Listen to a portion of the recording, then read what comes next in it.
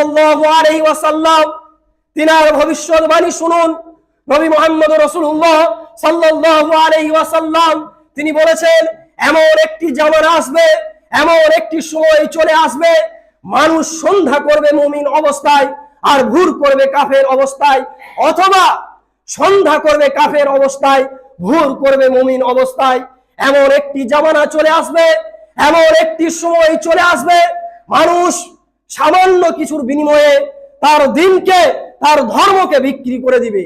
সামান্য কিছু বিনিময়ে মানুষ সামান্য কিছু এনজয়ের জন্য, সামান্য কিছু খুশির জন্য মানুষ তার ধর্মকে বিক্রি করে দিবে, মানুষ তার দিনকে বিক্রি করে দিবে।